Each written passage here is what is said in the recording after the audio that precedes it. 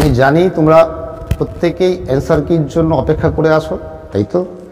আমিও বিশেষ কাজে বাড়ির বাইরে আছি, মানে আমি আমার গ্রামের বাড়িতে আসি, তোমরা ব্যাকগ্রাউন্ড দেখেই বুঝতে পারছো। ফলে বইপত্র সঙ্গে আমার কিছু নেই, তাই সব প্রশ্নের সঠিক সলভ করে দেওয়া একটু সমস্যাই হচ্ছে। কারণ সব প্রশ্নের উত্তর যে আমার জানা তা তো নয়, আমাকেও বই ঘেটে বের করতে হয়। ঠিক আছে? তো দেখো, তোমাদের যে প্রশ্নপত্র বা কোশ্চেন সিরিজ ডি ছিল, ডি সিরিজের আজকে আমি 1 থেকে 50 পর্যন্ত, 1 নাম্বার থেকে 50 নাম্বার পর্যন্ত সলভ করে দেওয়ার চেষ্টা করছি। আর বাকি প্রশ্নগুলো 5 তারিখের পরে আমি যখন বাড়ি ফিরবো, বাড়ি ফিরে তোমাদেরকে সলভ করে দেব। ঠিক আছে?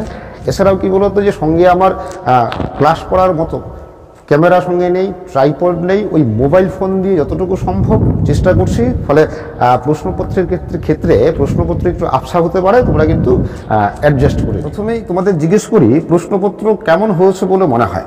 আমি এইটুকু বলতে পারি, 2016 সালের এসএলএসটির প্রশ্নের তুলনায় এবারকার প্রশ্নপত্র, মানে মাদ্রাসা সার্ভিস কমিশনের প্রশ্নপত্র যথেষ্টই কঠিন হয়েছে। আর দেখবে এই টাইপের প্রশ্নপত্রই আইএএস পরীক্ষায় হয়, ইন্ডিয়ান সিভিল সার্ভিস পরীক্ষায় এই টাইপের প্রশ্নগুলো হয়। তোমাদের দেখবে বেশ কিছু প্রশ্নে অপশনগুলো খুব কাছাকাছি, ফলে সঠিক উত্তর বা সঠিক অপশন বেছে নেওয়াটা খুবই কষ্টকর। প্রচণ্ড হাওয়া বইছে, তাই ঘরের ভিতর চলে এলাম। ঠিক আছে? দেখো, তোমাদেরকে আমি বারবার বলেছি, আগে অনেকবার বলেছি, যে শুধুমাত্র এমসিকিউ প্রশ্ন উত্তর পড়ে বা ওয়ান লাইনার ইনফরমেশন পড়ে কিন্তু এইসব পরীক্ষায় সাকসেস হওয়া খুবই মুশকিল। তোমরা যেখানে যে স্যারের কাছেই কোচিং নাও না কেন, কোচিং নেওয়ার পাশাপাশি যেটা করতে হবে, তোমাদের যে পাঠ্য বই আছে, মানে মাস্টার ডিগ্রি লেভেল বা অনার্স লেভেলের যে বই আছে, বইগুলোকে অবশ্যই খুঁটিয়ে পড়তে হবে। তোমরা প্রশ্ন দেখেই বুঝতে পেরেছ, খুঁটিয়ে যদি না পড়ো তাহলে কিন্তু সব প্রশ্নের উত্তর করতে পারা খুবই মুশকিল। তাহলে চলো আর দেরি না করে এবার সরাসরি আমরা প্রশ্ন উত্তরে চলে যাই। প্রথম প্রশ্ন নম্বর 1, নিচের কোনটি সবচেয়ে সঠিকভাবে হাওয়াইয়ান দ্বীপপুঞ্জের আগ্নেয়গিরির বর্ণনা দেয়? এর উত্তর হবে অপশন বি, প্রশান্ত মহাসাগরীয় লিথোস্ফিয়ারিক প্লেটের নিচে একটি দীর্ঘস্থায়ী হটস্পট দ্বারা পরিগঠিত শিল্ড আগ্নেয়গিরি।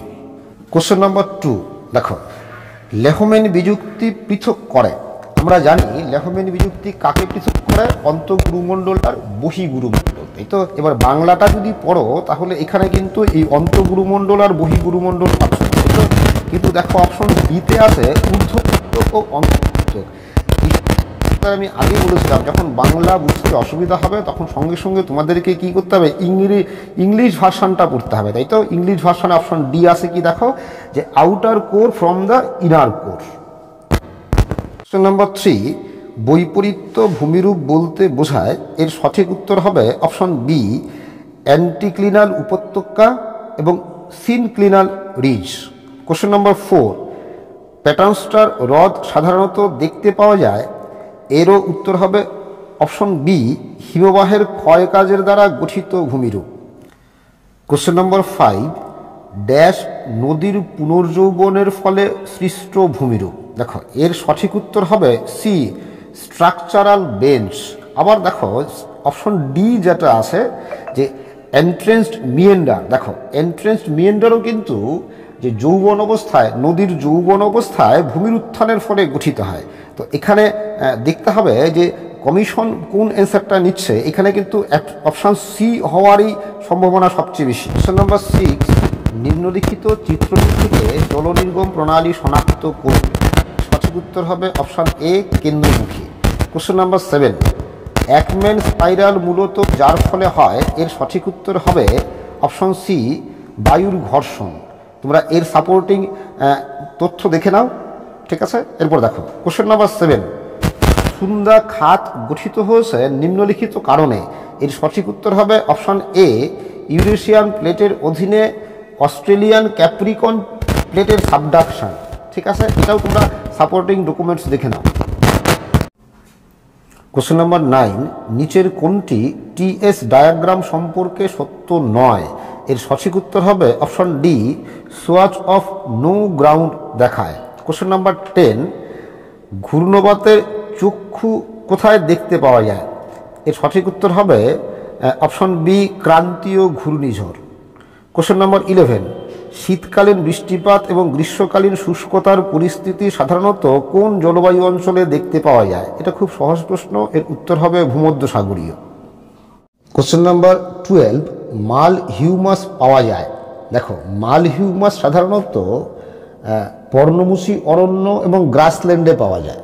ঠিক আছে, যদি ক্লাইমেট ধরি, ক্লাইমেট দেখলে আমরা দেখব যে হিউমিড, ওয়ার্ম হিউমিড ক্লাইমেটে মাল হিউমাস গঠিত হয়।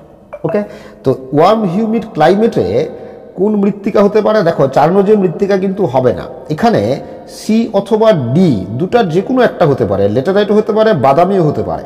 ঠিক আছে, এবার দেখতে হবে যে কমিশন কোন অ্যান্সারটাকে নিচ্ছে। তো মনে রাখবে, মাল হিউমাস তৈরি হয়, ক্লাইমেটটা হচ্ছে ওয়ার্ম হিউমিড। এবার কোশ্চেন নাম্বার 13, দেখো, ইকোক্লাইন বোঝায়, এর সঠিক উত্তর হবে অপশান এ, দুটি স্থলজ বাস্তুতন্ত্রের মধ্যে একটি পরিবর্তনশীল অঞ্চল। কেন, তার ব্যাখ্যা পরের ক্লাসে পেয়ে যাবে। কোশ্চেন নাম্বার 15, নিচের কোনটিতে উল্টানো পিরামিড দেখা যায় না? এর সঠিক উত্তর হবে অপশান বি, শক্তির পিরামিড। এরও যদি ব্যাখ্যার প্রয়োজন, পরের ক্লাসটি দেখতে হবে, পরের ক্লাসে এর ব্যাখ্যা পেয়ে যাবে। কোশ্চেন নাম্বার 15, এপিফাইট সাধারণত ড্যাশ বায়োমে দেখা যায়।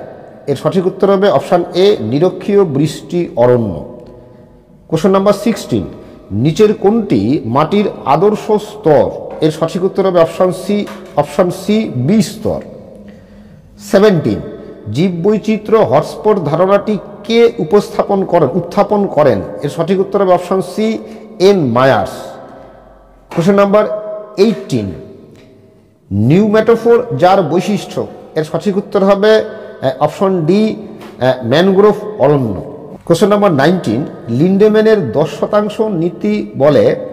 এর সঠিক উত্তর হবে অপশন এ, মাত্র 10% শক্তি এক ট্রফিক স্তর থেকে অন্য স্তরে স্থানান্তরিত। আমাদের মাঝখানে আরেকটা তথ্য দিয়ে রাখি যে এই আগামী 15ই মার্চ 2024 এসএলএসটির জন্য, এসএলএসটি জিওগ্রাফির জন্য বা WBSSCর জন্য আরেকটি নতুন কোচিং ব্যাচ শুরু হচ্ছে।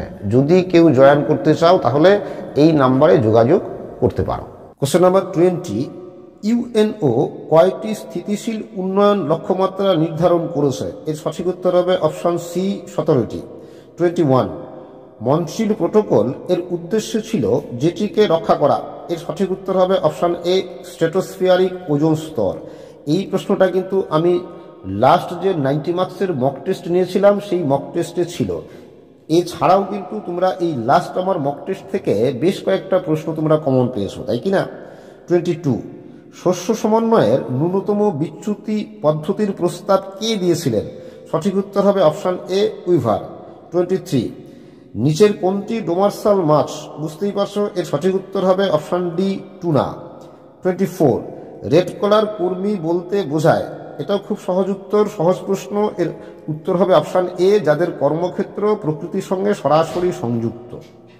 কোশ্চেন নাম্বার 25, 2011 সালের আদমশুমারি অনুসারে জনসংখ্যার ঘনত্বের বিচারে নিম্নলিখিত রাজ্যগুলোকে ক্রমানুসারে সাজান।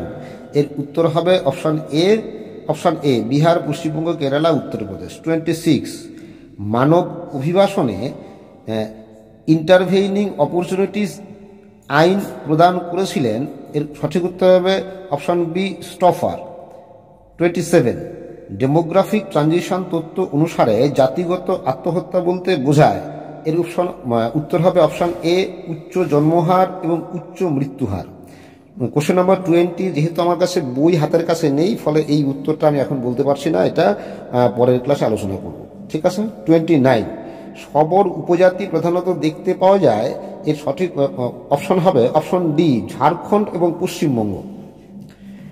কোশ্চেন নাম্বার 30, ভারতের পরিকল্পনা কমিশন ভারতকে ড্যাশ কৃষি জলবায়ু অঞ্চলে বিভক্ত করেছে?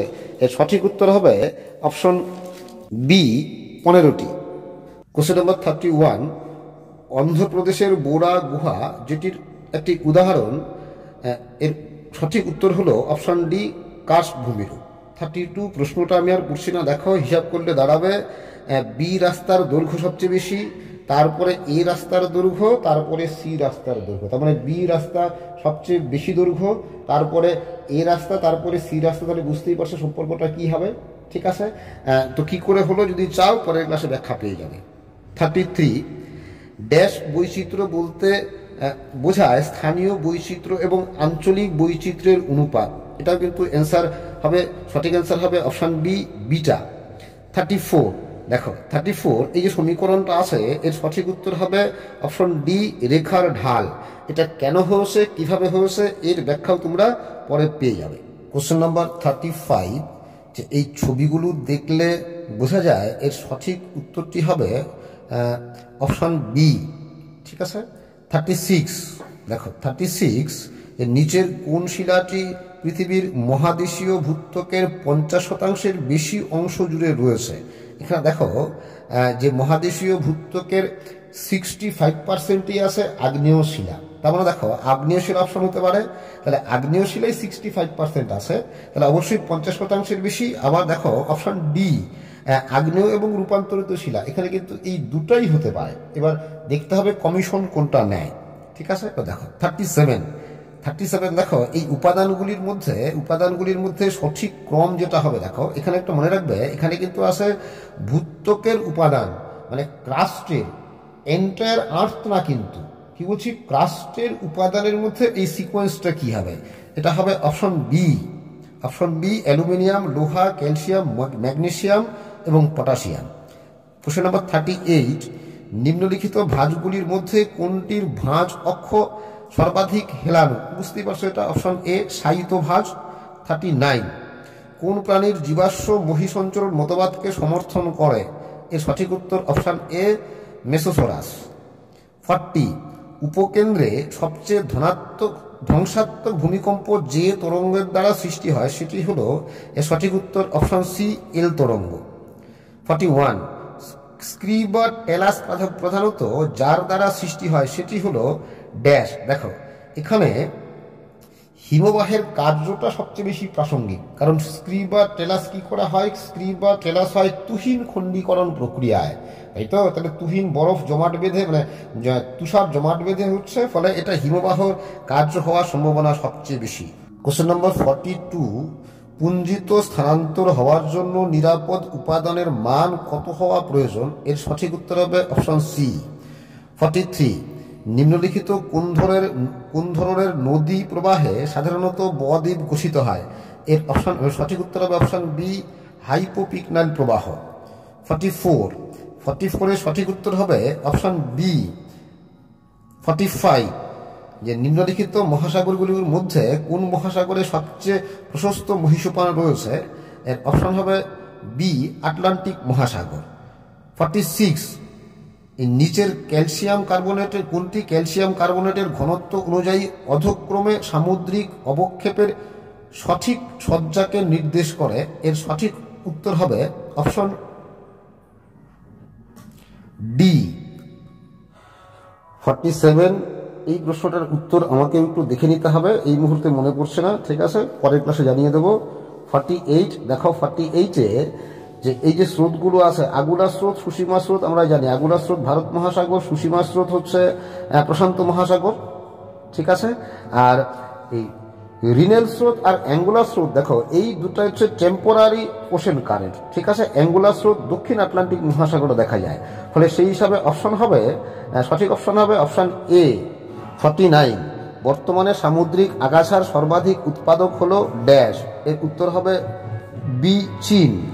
লাস্ট প্রশ্ন আজকে যে 50 নকটিলুসেন্ট মেঘ দেখা যায়, এর সঠিক উত্তর হবে অপশন সি মেসোস্ফিয়ার।